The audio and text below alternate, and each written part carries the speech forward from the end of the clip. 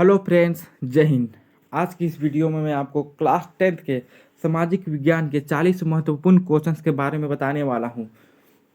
ये जो क्वेश्चंस है बहुत ही महत्वपूर्ण है, ये वीवीआई क्वेश्चंस है, इसलिए इन क्वेश्चंस को ध्यानपूर्वक एक बार सुने, याद कर ले। दे 2023-24 का ये क्वेश्चन है, ये सामाजिक विज्ञान का क्वेश्चन है। ये सभी क्वेश्चंस बहुत ही ज़्यादा महत्वपूर्ण हैं। ध्यानपूर्वक इन क्वेश्चंस को याद करने हैं एवं पढ़ने हैं। क्लास 10th के विद्यार्थियों के लिए बहुत ही ज़्यादा महत्वपूर्ण है। हमारा पहला क्वेश्चन है, निम्नलिखित में से कौन जैव संसाधन के उदाहरण है। अब निम्नलिखित में से कौन जैव संसाधन के उदाहरण है, इसका आंसर हो जाएगा मनुष्य। जैव संसाधन वैसे संसाधन जिनमें वैसे वस्तुएं जिनमें जीवन संभव है, जैसे मनुष्य, पेड़ पौधे, पशु पक्षी, ये सभी जैव संसाधन के अंतर्गत आते हैं। इसका आंसर हो जाएगा मनुष्य। क्वेश्चन नंबर 2, मानव जीवन की गुणवत्ता और विश्व शांति बनाए रखने के लिए संसाधनों का समाज में कैसे बंटवारा होना चाहिए। पहला ऑप्शन है अमीर के हिसाबों से, ये तो गलत है। गरीब के हिसाबों से, ये भी एक प्रकार का गलत ही है। सरकार के हिसाबों से, तब तो सरकार अपनी मनमानी करने लगेगी। न्याय संगत, समाज में एक न्याय संगत व्यवस्था होनी चाहिए, कानून का एक शासन होना चाहिए। इसका आंसर हो जाएगा न्याय संगत। इसका आंसर हो जाएगा न्याय संगत। क्वेश्चन नंबर 3, निकोबारी कबूतर किस जाति के श्रेणी में आता है। निकोबारी कबूतर जो कि है वह स्थानिक जाति के श्रेणी में आता है। इसका आंसर हो जाएगा स्थानिक जाति। क्वेश्चन नंबर 4, निम्नलिखित में से कौन सुमेलित नहीं है। बोल रहा है कौन, इसका मिलान जो वो सही नहीं है। हमारा पहला ऑप्शन है महानदी, हीराकुंड, मतलब कि महानदी पर ही हीराकुंड बांध बनाया गया है। टांका, भूमिगत जल, ये भी सही है। राजस्थान के वर्षा जल संग्रहण को संग्रहित करके एक भूमि पे एक टैंक बनाया गया है, भूमि पर एक टैंक बनाया गया है जिसे टांका कहा जाता है। वर्षा जल संग्रहण का एक साधन है टांका, ठीक है। इल्तुतमिश ने एक बड़ा सा जलाशय का निर्माण कराया था जिसे ही हौज खास कहा जाता है, ये भी सही है। और गंगा भाखड़ा नागल परियोजना जो जो है वो कृष्णा नदी पर बनाया गया है, गंगा नदी पर नहीं बनाया गया है। हमारा सही आंसर हो जाएगा गंगा भाखड़ा नागल परियोजना। बोला है कौन सुमेलित नहीं है, तो ये हो जाएगा, ठीक है। क्वेश्चन नंबर 4, रबी फसलों को किस ऋतु में बोया जाता है। रबी फसल जो है उन्हें किन ऋतु में बोया जाता है। रबी फसल को शीत ऋतु में बोया जाता है, यानी ठंडा के मौसम में। इसका सही आंसर हो जाएगा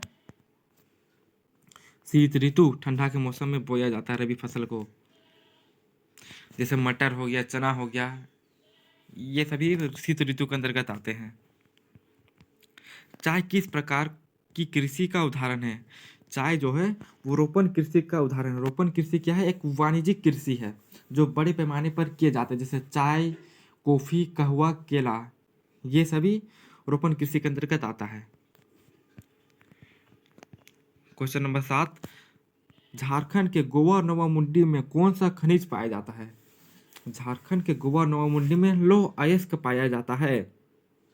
सही आंसर हो जाएगा लौह अयस्क। क्वेश्चन नंबर 8, निम्नलिखित में से किसका परिवहन पाइपलाइन द्वारा होता है। मतलब किसका बोल रहा है, किसका परिवहन पाइपों के द्वारा किया जाता है। इसका सही आंसर हो जाएगा पानी भी होता है पाइप के द्वारा, कच्चा तेल भी होता है, पेट्रोल उत्पादन भी होता है। इसका सही आंसर हो जाएगा उपयुक्त सभी, पाइपलाइन द्वारा ये सभी होते हैं। क्वेश्चन नंबर 9, हमारे देश की 22 प्रमुख भाषाओं को संविधान की किस अनुसूची में रखा गया है। 22 प्रमुख भाषाओं को संविधान ने मान्यता प्राप्त किया है और इन्हें 8वीं अनुसूची में रखा गया है। इसका सही आंसर हो जाएगा 8वीं अनुसूची, इन्हें 8वीं अनुसूची में रखा गया है। क्वेश्चन नंबर 10, स्थानिक शासन व्यवस्था में कितना पद महिलाओं के लिए आरक्षित है। महिलाओं के लिए एक तिहाई पद आरक्षित है स्थानिक शासन व्यवस्था में। सही आंसर हो जाएगा 1/3। क्वेश्चन नंबर 11, अमेरिका में नागरिक अधिकार आंदोलन कब हुआ? अमेरिका में नागरिक अधिकार आंदोलन 1954 से 1968 ईस्वी तक हुआ था अमेरिका में नागरिक अधिकार आंदोलन। 12 नंबर, भारत के राज्यों की विधानसभा में महिलाओं का प्रतिनिधित्व कितना फीसदी है? महिलाओं का विधानसभा में कितना फीसदी है? 5% से कम है, यानी 5% से कम है। सही आंसर हो जाएगा 5% से कम। ये जो क्वेश्चन है बहुत ही महत्वपूर्ण क्वेश्चन है, इसलिए इन क्वेश्चंस को पूरी तरह ध्यान से एक बार पढ़ ले, क्योंकि ये क्वेश्चंस एग्जाम में आ सकते हैं। ठीक है। क्वेश्चन नंबर 13, इनमें से कौन से देश में द्विदलीय व्यवस्था है? मतलब कौन से देश में 2 दल होता है, द्विदलीय व्यवस्था है, वो कौन से देश में है? वो अमेरिका में है। इसका सही आंसर हो जाएगा option number B, America. Question number 14, Nepal में राजतंत्र को किस वर्ष समाप्त किया गया? नेपाल में राजतंत्र को 2008 ईस्वी में समाप्त किया गया। इसका सही आंसर हो जाएगा 2008। बोलिविया में पानी के निजीकरण के खिलाफ आंदोलन की अगुवाई किस संगठन ने किया था? इसका सही आंसर हो जाएगा फिडोकोर। ऑप्शन नंबर ए, फिडोकोर। फिडोकोर जो कि है बोलिविया में पानी के निजीकरण को अगुवाई की एक संगठन था। क्वेश्चन नंबर 16, केरल में शिशु मृत्यु दर कम होने का एक कारण निम्नलिखित में से कौन सा है? शिशु मृत्यु दर जो कम हुआ उसका कौन सा कारण है? ऑप्शन नंबर ए, सार्वजनिक वितरण प्रणाली के सही क्रियान्वयन। ऑप्शन नंबर बी, उत्तम परिवहन व्यवस्था। ऑप्शन नंबर, शिक्षा एवं स्वास्थ्य जैसी मौलिक सुविधाओं की पर्याप्त उपलब्धता। इसका सही आंसर हो जाएगा option number C. Option number D क्या बोल रहे हैं? उच्च प्रति व्यक्ति आय, ये भी है, लेकिन शिक्षा एवं स्वास्थ्य जैसी मौलिक सुविधाओं की पर्याप्त उपलब्धता के कारण ही शिशु मृत्यु दर में कमी हुई है। और केरल के सबसे अच्छा शिशु मृत्यु दर में सबसे आगे है केरल। ठीक है। क्वेश्चन नंबर 17, निम्नलिखित में से किसे संगठित क्षेत्र में नियोजित कहा जा सकता है? नियोजित कहा जा सकता है।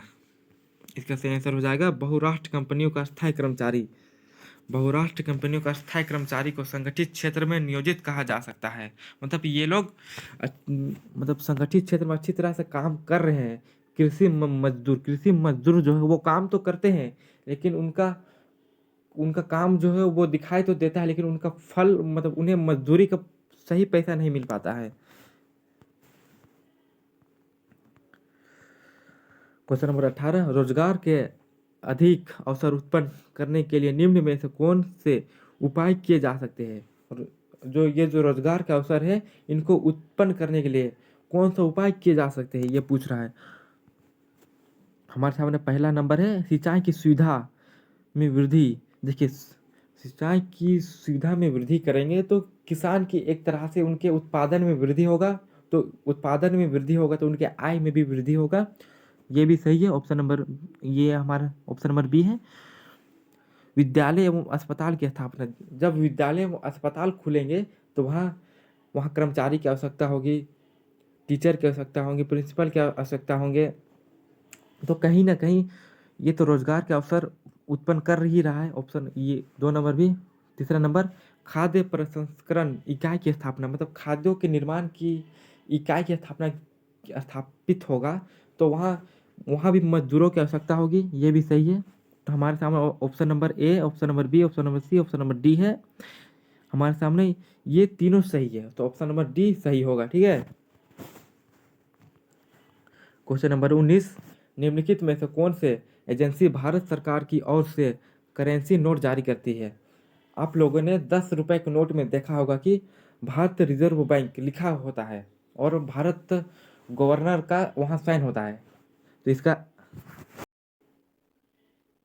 निम्नलिखित में से कौन से एजेंसी भारत सरकार की ओर से करेंसी नोट जारी करती है? आप लोगों ने 10 रुपए के नोट या फिर 100, 50 के नोट में देखा होगा भारतीय रिजर्व बैंक, और वहाँ गवर्नर का भी साइन होता है। इसका सही आंसर हो जाएगा भारत भारत रिजर्व बैंक द्वारा जारी किया जाता है। भारतीय रिजर्व बैंक द्वारा जारी किया जाता है। सही answer option number B. Question number 20 है,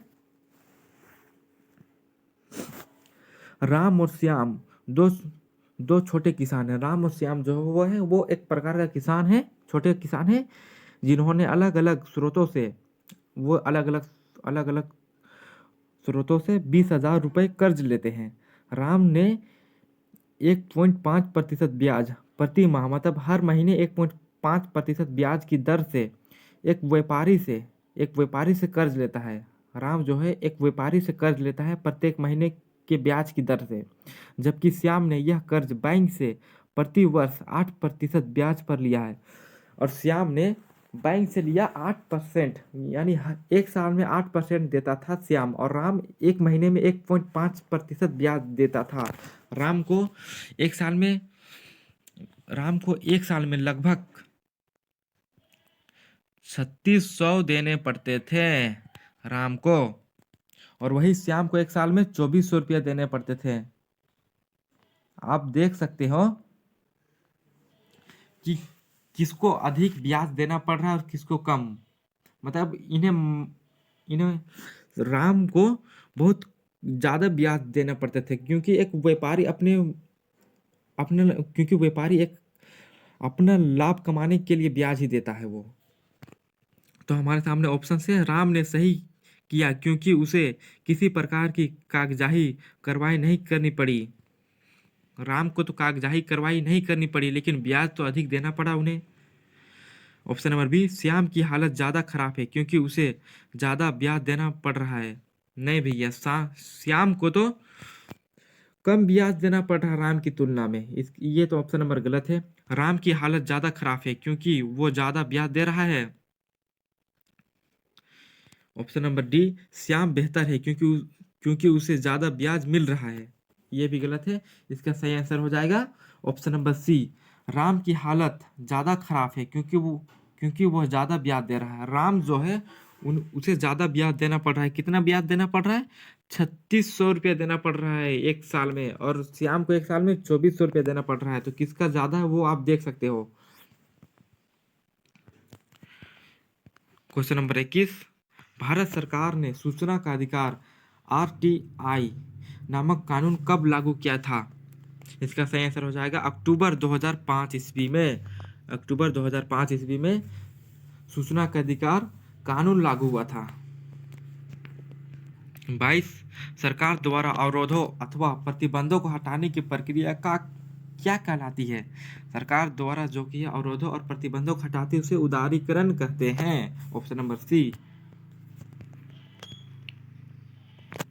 क्वेश्चन नंबर 23, अर्नस्ट रेनर किस देश के दार्शनिक थे? अर्नस्ट रेनर जो कि है वो अमेरिका के एक दार्शनिक थे। इसका आंसर हो जाएगा सी, अमेरिका के दार्शनिक थे।